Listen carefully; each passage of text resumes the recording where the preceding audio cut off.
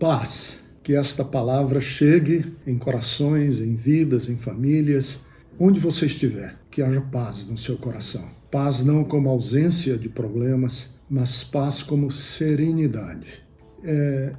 Nesses últimos dias eu venho recebendo muitas perguntas a respeito do poder da oração, a respeito da intervenção divina, por que Deus não resolve esse problema, qual é a intenção de Deus, qual é o propósito divino nisso tudo. E eu tenho procurado levar as pessoas a pensar numa outra chave, numa outra compreensão da divindade. E hoje eu gostaria de propor um pensamento, uma ideia que já me acudiu muitas vezes nas Escrituras e que nesses últimos dias ela se tornou clara, nítida, diante desse problema enorme. Por que é que, ao invés de nós pensarmos em Deus como o provedor, por que nós temos tanta dificuldade de pensar em Deus como o suplicante, o que pede, o que precisa de nós? Porque essa ideia do Deus precisar de nós, ela ficou muito evidente na vida de Jesus, quando ele está nos últimos momentos, logo após ele ter ceado com seus discípulos, ele ter lavado os pés dos discípulos. Jesus vai para um horto, para um jardim, uma ribanceira, num pequeno monte nos arredores de Jerusalém, e esse jardim chamava-se o Jardim do Getsêmani. E ele foi orar, porque ele estava realmente com a sensação, e ele sabia que o momento era delicado. E naquela hora, Jesus pede aos discípulos que velem por ele.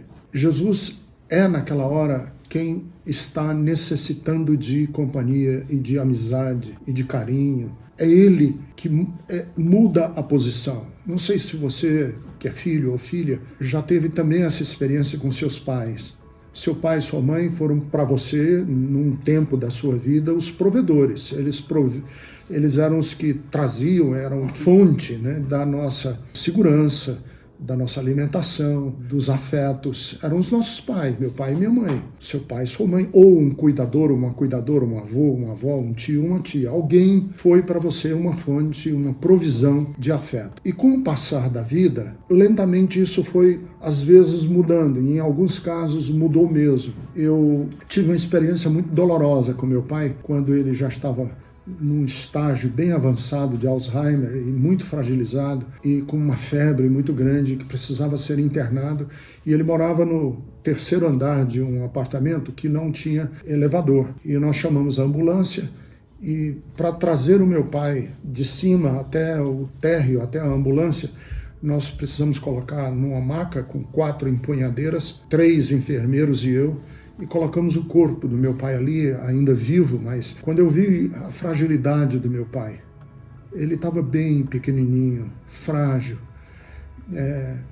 arfando, precisando de ar. E naquela hora eu pensei, mudou, não é mais ele quem provê, sou eu agora, que estou na responsabilidade de prover ao meu pai. Isso aconteceu na Bíblia em diversas ocasiões, quando Deus precisou dos profetas. Por exemplo, Deus precisou do profeta Ezequiel e disse: Ezequiel, vai lá falar ao povo que o povo é um povo de coração duro. Você vai falar e eles não vão ouvir, mas eu preciso de você. Deus chamou Isaías e disse: Isaías, quem há de ir por nós? Eu estou numa situação em que eu necessito que você, Isaías, capítulo 6, que foi na morte do rei Uzias, que Deus falou com o profeta e disse: vá por nós, vá anunciar ao povo que eles precisam de um arrependimento nacional em termos de justiça, porque os cultos e as adorações e os cânticos e as festas não estão suprindo aquilo que Israel precisa. Então deixa eu falar para você. Nós estamos num momento em que Deus precisa de nós. Não é mais apenas a súplica do cristão para que Deus venha em nosso socorro.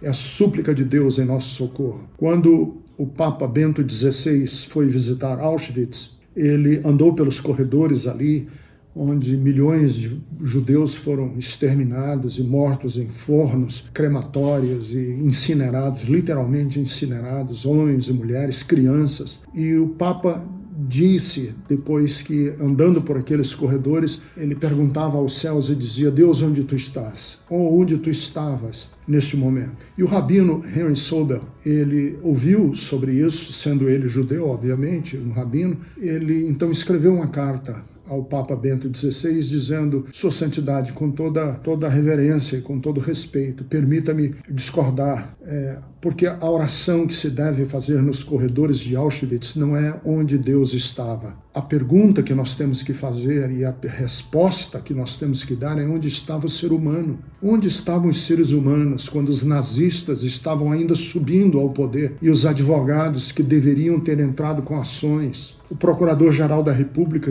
que deveria ter denunciado a ascensão do nazismo, não o fez. Onde estavam os médicos? Deus está hoje perguntando a mim e a você: onde você estava durante o Covid, que, podendo ser a extensão do meu amor e da minha graça, você não foi? A pergunta que nós temos que fazer não é por que Deus não nos responde. Pergunta que temos que nós mesmos indagar o tempo inteiro. É por que nós não respondemos ao apelo divino? Porque agora Deus depende de nós.